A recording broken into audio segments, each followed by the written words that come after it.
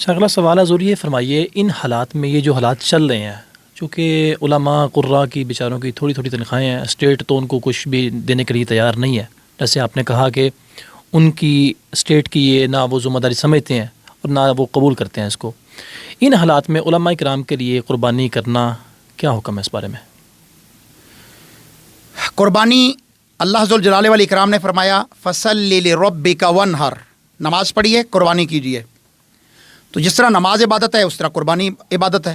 نماز فرض ہے، قربانی فرض نہیں ہے، سنت ہے۔ جس کے پاس استطاعت ہوگی وہ قربانی کرے گا، جس کے پاس استطاعت نہیں ہوگی وہ قربانی نہیں کرے گا۔ لیکن آپ کے اندر تڑپ پیدا ہوگی تو آپ قربانی کریں گے۔ میں عموماً بہت سارے علماء کو جانتا ہوں جو اس لیے قربانی نہیں کرتے کہ اگر ہم نے قربانی کر لی تو گوشت اکٹھا نہیں ہوگا۔ وہ تو بہت سارے ایسے لوگ ہیں نا کہ جو مجبور ہیں، جن کے پاس اتنی ہمت ہی نہیں ہے، تنخواہیں اتنی کم ہیں کہ ان کے گھر کا گزارا، بجلی کے بل اتنے طوفانی اور سوئی گیسز کے بل اور دیگر یوٹیلیٹی کے بل، بچوں کی تعلیم کا خرچہ نہیں پورا ہوتا۔ اللہ ان کے رزق میں برکت ڈال دیتا ہے جس کی وجہ سے ہو جاتا ہے۔ لیکن ایسے بھی بہت سارے ہیں کہ وہ جان بوجھ کے نہیں کرتے کہ اگر ہم کریں گے تو ہمیں گوشت نہیں ملے گا، پتہ چلے گا حضرت صاحب نے تو خود کیا ہوا ہے۔ یہ بھی ایک متبائی۔ اگر آپ کے تصور میں یہ ہو کہ میں اللہ کا قرب حاصل کرنا چاہتا ہوں، کیونکہ قربانی کا مقصد کیا ہے؟ لن ینال اللہ لحومها ولا دماؤها ولکن ینالہ التقوی منکم، کہ تمہارے دل کی کیفیت کو اللہ نے دیکھنا ہے۔ اگر آپ نے اللہ کو راضی کرنے کی کوشش کرنی ہے تو اللہ تعالیٰ آپ کے لیے اسباب بھی پیدا کر دے گا۔ بالکل ٹھیک ہے۔ تو قربانی کرنے کی ہمت کیجیے۔ علماء کرام کو چاہیے کہ وہ صرف جو ہے وہ لینے والے نہیں بنے، دینے والے بنے، اس کے لیے ایفرٹ کریں۔ ضروری نہیں ہے کہ اگر آپ کو مسجد جو ہے وہ تنخواہ نہیں دے رہی تو آپ پھر بھی مسجد کے ساتھ چمٹے رہیں۔ اس وقت تو بدقسمتی یہ ہے کہ ایک مزدور کی ماہانہ انکم جو ہے وہ ایک امام مسجد سے اور ایک خطیب سے دوگنا ہوتی ہے۔ ایک خاکروب جو ہے نا جھاڑو دینے والا، اس کی تنخواہ ایک مسجد میں 5 وقت کے نماز پڑھانے والے یا قرآن کے قاری سے زیادہ ہے۔ تو پھر مسجد کی انتظامیہ جو ہے انہوں نے اتنے بڑے بڑے اے سی لگوائے ہیں، کروڑوں روپے کے مینار بنوائے ہوئے ہیں، قیامت کے دن ان کے گریبانوں پر ان علماء کا اور ان کے متوسلین جو ان کے خاندان والے ان کا ہاتھ نہیں ہوگا کہ آپ کے پاس تو لگژری گاڑیاں ہیں اور آپ نے عالم کو ایک موٹر سائیکل بھی نہیں لے کے نہیں دی، آپ نے اس کو ایک عام سی کار بھی نہیں لے کے دی۔ سوچنا چاہیے نا۔ پھر آپ کیا کہتے ہیں دین غالب ہو؟ ایسے تو دین غالب نہیں ہوگا۔ اگر آپ اپنے علماء کو فیسیلیٹیٹ کریں گے، اپنے برابر کا سٹیٹس لے کے دیں گے، دیکھیے آپ کا امام آپ کو اللہ کے حضور لے جانے کے لیے ڈرائیونگ سیٹ پہ بیٹھا ہے۔ اگر آپ اپنے ڈرائیور کو ہی فیسیلیٹیٹ نہیں کر رہے تو ڈرائیور پوری توجہ کے ساتھ ڈرائیونگ نہیں کر سکے گا۔ اگر امام کو آپ نے صحیح طریقے سے خوشحال نہیں کیا تو وہ کرپشن کرے گا۔ پھر آپ کہیں گے جی مولوی صاحب نے چندے سے گڑبڑ کر لی ہے۔ میں کہتا ہوں کہ اگر مسجد کی انتظامیہ ایک گزٹڈ آفیسر کے برابر کسی امام کو، خطیب کو یا قاری کو تنخواہ نہیں دیتی تو مسجد انتظامیہ مجرم ہے۔ حضور یہ فرمائیے، آپ نے کٹے کی قربانی کے حوالے سے ایک بڑا اہم بیان جاری کر رکھا ہے۔ ریسنٹلی آپ کے بیان کافی چل رہے ہیں کہ آپ نے کہا کہ کٹے کی قربانی ناجائز ہے، جبکہ آپ کے مسلک کے ہی ایک بہت بڑے عالم ہیں مفتی صاحب، انہوں نے یہ بھی کہا ہے کہ یہ جائز ہے، تو آپ ناجائز کہہ رہے ہیں۔ مسلک ایک ہے، نظریے دو ہیں، آپ کیا کرنا چاہ رہے ہیں؟ لوگوں کو کیوں اتنا بدظن کر رہے ہیں؟ انا للہ و انا الیہ راجعون۔ قربانی عبادت ہے اور عبادت کے لیے دلیل چاہیے کتاب و سنت سے، نص چاہیے اللہ اور اس کے رسول صلی اللہ علیہ وسلم سے۔ عبادت میں اپنی مرضی سے نہیں کر سکتا۔ ٹھیک ہے۔ اگر مغرب کی نماز 3 رکعت ہے اور میں کہوں کہ نہیں یار ظہر بھی 4 تھی، عصر بھی 4 ہے، عشاء بھی 4 ہے، یہ درمیان میں ایک کانی کیوں ہے؟ اس کی 1 رکعت بڑھا دیتے ہیں اور سارے مولوی مل کر، بڑے بڑے مل کر اجتہاد کر لیتے ہیں کہ ٹھیک ہے جناب ہمارا اس پر اجماع ہو گیا، آج سے مغرب کی نماز بھی 4 رکعت ہوگی، کیونکہ رکعت تو نماز کی قسم میں سے ہے نا۔ جی 9 من البقر ہے تو 9 من الرکعت ہے، تو کیا وہ مغرب کی 4 رکعتیں جو علماء نے اتفاق اور اتحاد اور اجماع کر لیا، کیا وہ 3 رکعتیں قبول ہوں گی یا 4 ہوں گی؟ کوئی بھی نہیں قبول ہوگی۔ آپ نے قربانی کے اجر و ثواب کو اگر ضائع کرنا ہے تو کٹے کی قربانی کر لیں۔ کیوں؟ کیونکہ محمد رسول اللہ صلی اللہ علیہ وسلم نے جو جانور ذبح کیے، آپ نے اونٹ ذبح کیا، اونٹنی ذبح کی، موجود ہیں۔ آپ نے بکرا ذبح کیا، بکری ذبح کی، موجود ہیں۔ آپ نے دمبا اور بھیڑ جو ہے وہ ذبح کی، موجود ہیں۔ آپ نے جو ہے وہ گائے اور بیل ذبح کیے، وہ موجود ہیں اور پوری دنیا میں موجود ہیں۔ تو آپ کو کیا ضرورت پڑی ہے کہ ایسے جانور کو جو زمانہ نبوی میں موجود نہیں تھا، جو زمانہ اصحاب پیغمبر میں موجود نہیں تھا، آپ اس جانور کو کہیں کہ جی نوع من البقر ہے، اگر کسی ایک لغوی سے غلطی ہو گئی ہے یا اہل لغت سارے بھی مل جائیں تو وہ دین تو نہیں بنتا. نہیں بنتا بالکل. اگر آپ لغت کے سہارے پر دین بنانا چاہ رہے ہیں، لغت کے سہارے، لغت کے کندھے پر رکھ کر آپ کٹے کی قربانی کرنا چاہ رہے ہیں، تو غلام احمد پرویز کا کیا جرم ہے جس نے قرآن مجید کو سلف صالحین سے، صحابہ تابعین سے تفسیر کے طور پہ نہیں لیا، اس کے معنی اور مطلب کے طور پہ نہیں لیا. اس نے کہا قرآن عربی میں نازل ہوا، عربی کی لغت اٹھائیے، جو لغت دان ترجمہ کرے قرآن کا وہی ترجمہ کرو. غلام احمد پرویز کا کیا جرم ہے؟ اگر آپ لغت کے سہارے کہیں کہ جو بھینس ہے وہ اس کی قسم ہے، حالانکہ وہ اس کی قسم نہیں ہے. پوری ذمہ داری سے کہہ رہا ہوں آپ کے اس پروگرام میں نے اس سے پہلے بھی بہت ساری گفتگو کی ہے الحمدللہ، لیکن آج آپ کے پروگرام میں یہ کہہ رہا ہوں، اور میں جاٹ ہوں، میں نے گائے بھی پالی ہیں، میں نے بھینسیں بھی پالی ہیں، میں نے بکریاں بھی پالی ہیں، میں نے بھیڑیں بھی چرائی ہیں خود. پوری ذمہ داری سے کہہ رہا ہوں کہ گائے اور بھینس ان کے آپس میں کوئی تعلق نہیں ہے، نہ رنگ میں نہ ڈھنگ میں. آپ نے ریڈ کلر کی گائے دیکھی ہوگی، جی. کبھی ریڈ کلر کی بھینس دیکھی ہو؟ نہیں ہوتی. آپ نے وائٹ کلر کی گائے دیکھی ہوگی، کبھی وائٹ کلر کی بھینس دیکھی ہو؟ بھوری بھینس تو ہوگی، وائٹ نہیں ہوگی.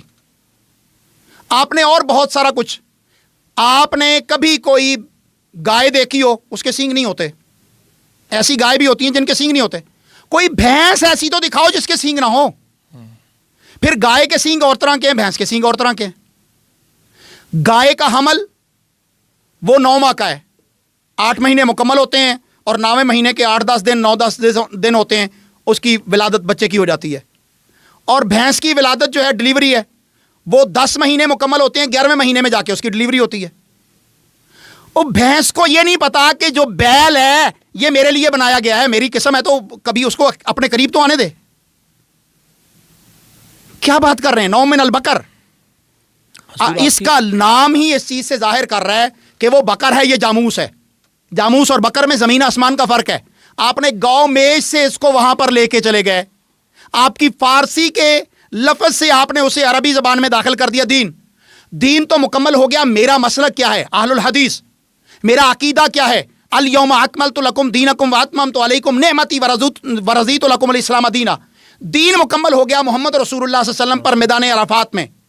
آپ صلی اللہ علیہ وسلم کی زندگی میں جب قرآن مجید نازل ہوا اور سورت الحج کی وہ آیات نازل ہوئیں کہ بہیمۃ الانعام کو ذبح کرنا ہے، اس وقت نبی رحمت کے تصور میں بھی بھینس نہیں تھی کہ جاموس ہے. اور اس وقت تک آپ کے لغویوں نے بھی، پوری ذمہ داری سے کہہ رہا ہوں، جائیے جس بھی مفتی کو کہتے ہیں میرے بڑے ہیں، ادب و احترام کے لائق ہے، لیکن جہاں علم کا اختلاف ہوگا ڈنکے کی چوٹ بات ہوگی، وہاں پر وہ ادب و احترام نہیں. اس وقت تک کسی بھی لغوی نے اس بات پر اتفاق نہیں کیا تھا کہ جاموس جو ہے وہ گائے کی قسم میں سے ہے. اصل میں یہاں پر بھی میں اگر الفاظ بدل لوں تو الفاظ یہ ہیں کہ امام ابن منذر انہوں نے اپنی کتاب الاجماع میں جو اجماع نقل کیا ہے وہ اجماع ہی میرے بھائی غلط نقل کر رہے ہیں. مانگیے نا ان مفتیان کرام سے جو میرے بڑے ہیں یار، میرے لیے قابل احترام ہے، میں تو ایک طالب علم ہوں، لیکن 2 نمبری نہیں چلنے دوں گا. انہوں نے کتاب الزکوٰۃ میں اس مسئلے کو بیان کیا ہے کہ گائے کے بھینس کے اوپر جو ہے وہ اجماع ہو گیا ہے کہ یہ گائے کی طرح ہے زکوٰۃ دینے میں، قربانی کرنے میں تو نہیں. حالانکہ قربانی کا باب وہاں پر موجود ہے کتاب الاجماع میں، وہاں پر امام ابن منذر نے اس کو ذکر نہیں کیا. ٹھیک ہے. اسی طرح اگر علامہ عبید الرحمن مبارک پوری شارح مشکات مرآت المفاتی کے بہت بڑے شارح ہیں، اگر ان کو دیکھا جائے، اور اس کے علاوہ بھی بہت سارے، کیونکہ وقت جو ہے وہ مختصر ہے، اس پر اگر اکیلا پروگرام کرنا چاہیں گے تو میں آپ کے سامنے دلائل کے انبار لگا دوں گا کہ بھینس کی قربانی کر کے آپ قربانی کے اجر و ثواب سے محروم ہو جاتے ہیں. حضرت اس میں ایک سوال یہ بھی پیدا ہوتا ہے کہ مطلب آپ کے جو اکابر ہیں، آپ کے جو بڑے، جن کو آپ کہہ رہے ہیں کہ ہمارے بڑے ہیں، ہم ان کا احترام کرتے ہیں، ٹھیک ہے، ان کو اس بات کی سمجھ کیوں نہیں آ رہی؟ آپ کو سمجھ ہی کیسے آ گئی؟ آپ نے کہاں سے سیکھا ہے؟ پہلا سوال یہ ہے. دوسری بات یہ ہے کہ جو احناف اس میں موقف یہ رکھتے ہیں کٹے کی قربانی کے حوالے سے جائز کا، ان کو بھی سمجھ نہیں. آپ اکیلے ہیں جو مطلب اس وقت سوشل میڈیا پہ آ کہہ رہے ہیں کہ یہ کٹے کی قربانی ناجائز ہے، ناجائز ہے، ناجائز ہے. یہ کیا بات ہے؟ اچھا، الحمدللہ اس وقت آواز میری سنی جا رہی ہے، لیکن میں اکیلا نہیں ہوں، ایک پورا اسکول آف تھاٹ، پورا ایک مکتبہ الحمدللہ میرے آپ کے پیچھے مکتبہ بڑے کے بڑے اکابر علماء کھڑے ہیں. حضور آپ کے مکتبہ فکر کے علماء نے فتویٰ دیا ہوا ہے کہ کٹے کی قربانی جائز ہے. آپ نے جن لوگوں کا سنا ہے ان کے مقابلے میں دوسرے لوگوں کو بھی سنیے. میرے شیخ، میرے استاد العلامہ المفتی عبید اللہ عفیف رحمۃ اللہ رحمتاً واسعہ فتاوی محمدیہ کے آتھر جو تھے، ان کا فتویٰ ہے کہ قربانی جو ہے وہ گائے کی نہیں بھینس کی نہیں ہو سکتی. اسی طرح میرے استاذوں کے استاد یعنی میرے دادا استاد محدث العصر علامہ محمد عبداللہ روپڑی رحمۃ اللہ تعالی علیہ، ان کا فتویٰ ہے، فتاوی جو ہے اہل حدیث، اس کے اندر دیکھ لیجئے، ہمارا معروف فتاوی ہے فتاوی اہل حدیث. تو اگر آپ کہیں جی فتاوی جو ہے وہ ثنائیہ کے اندر موجود ہے یا فتاوی نظیریہ کے اندر موجود ہے تو علماء کو غلطی بھی لگ سکتی ہے. وہ غلطی کو نکالنا چاہیے نا. آپ بیٹھ جائیں، بیٹھ کے ان کا مسئلہ حل کریں آپس میں. جو مطلب یہ اگر آپ حق پر ہیں تو ان کو منائیں نا کہ حضرت آپ غلط کہہ رہے ہیں، وہ کیوں بیان کر رہے میں ہیں. آپ سے پوچھنا چاہ رہا ہوں، گائے مر گئی ہے، نہیں مری، آپ کے علاقے میں ملتی ہے؟ بالکل ملتی ہے، وافر ملتی ہے، بالکل ملتی تو ہے. پھر جو قربانی نبی کریم صلی اللہ علیہ وسلم نے کی ہے وہ آپ کیوں نہیں کر رہے؟ حضور میرا اگلی بات، میں پوائنٹڈ اگلی بات سمجھیے گا کہ نبی رحمت صلی اللہ علیہ وسلم پر جو قرآن نازل ہوا ہے سورۃ المائدہ میں، اللہ نے نماز کا حکم دیتے ہوئے کیا کہا ہے؟ جب بھی آپ نے نماز کے لیے کھڑے ہونا ہے وضو کرنا ہے. جی ٹھیک ہے. وضو کس چیز سے ہوتا ہے؟ پانی سے. پانی سے. اور اگر پانی بھی موجود ہو، بندہ بیمار ہو اور وہ وضو نہ کر سکتا ہو تو کیا کرے گا؟ تیمم کرے گا. تیمم کرے گا. اور اگر بندہ ٹھیک ہے، تندرست ہے، بیمار بھی نہیں ہے، بیماری کا خدشہ بھی نہیں ہے، اور وہ پانی کے ہوتے ہوئے تیمم مٹی کے ساتھ کر لے گا، اس کی نماز ہو جائے گی؟ نہیں جائز. آپ سے پوچھ رہا ہوں. جائز نہیں ہے. آپ بتائیں، آپ عالم ہیں، میں تو عالم نہیں ہوں نا. بالکل جائز نہیں ہے، اس کی نماز نہیں ہوگی. کیوں؟ اصل کیا ہے؟ پانی، پانی کے ساتھ وضو کرنا. ٹھیک ہے.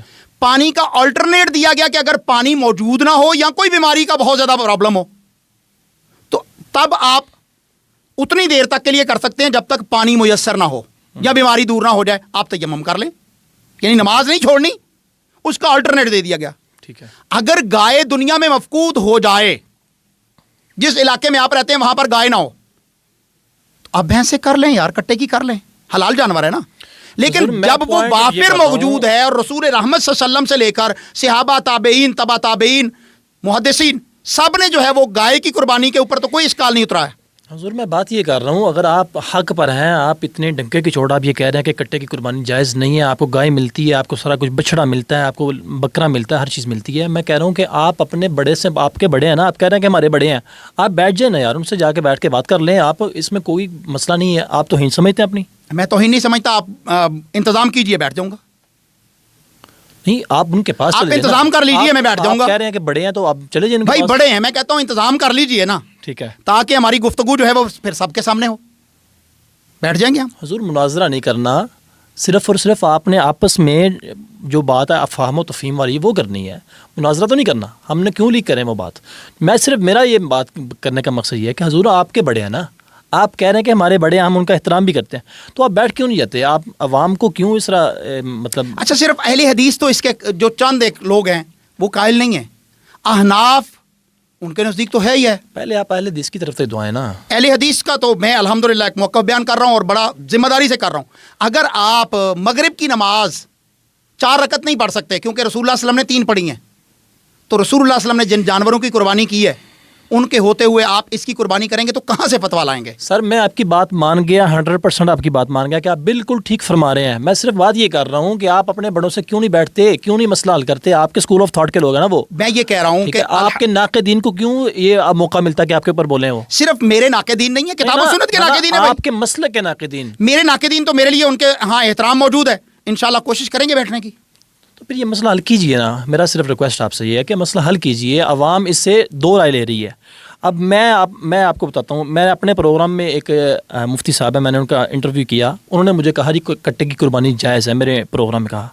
وہ میں نے جب آن ایئر کیا، بہت سارے لوگوں نے میرے ساتھ رابطہ بھی کیا، بہت سارے لوگوں کے مجھے کمنٹس بھی آئے کہ یار یہ تو کیا کر رہا ہے، کٹے کی قربانی جائز نہیں ہے. ٹھیک ہے، جیسے آپ کا موقف ہے ایسے ہی لوگوں نے کہا. لیکن بہت سارے لوگوں نے ایسا بھی کہا کہ یار یہ تو نے بہت اچھا کام کیا ہے، یہ وہابیوں میں گروہ ہے وغیرہ وغیرہ جو پھر آگے انہوں نے کہا. لیکن میرا صرف میں ایک ادنا سا طالب علم ہوں, گزارش کر رہا ہوں کہ آپ بیٹھ جائیے ان کے ساتھ, اپنے اکابر کے ساتھ بیٹھ جائیے اور بیٹھ کے اس مسئلے کا کچھ سلوشن نکالیے مثبت. کیوں نہیں نکل اچھا سکتا؟ پہلی تو بات یہ کہ ہم وہابی نہیں ہیں, اہل حدیث ہیں. اہل حدیث ہے, وہابی تو ہمیں ہمارے جو کرم فرما ہیں, ناقدین ہیں, ہمارے جو کرم فرما ہیں, جی کرم فرما ہے, وہ ہمارے اوپر کرم فرمائی کرتے ہیں, ہمیں وہابی کہتے ہیں, ہم اہل حدیث ہے. ایک بات. دوسری بات یہ کہ کوشش کرتے ہیں کوئی ایسا پلیٹ فارم انشاءاللہ علماء کے ساتھ بیٹھتے ہیں اور بیٹھ کے ان کی محنت کرتے ہیں کہ جب اصل موجود ہے تو آپ بالکل جو ہے وہ اصل کی بجائے نقل کی طرف کیوں جاتے ہیں. بالکل ٹھیک ہو گیا, بالکل ٹھیک ہو گیا.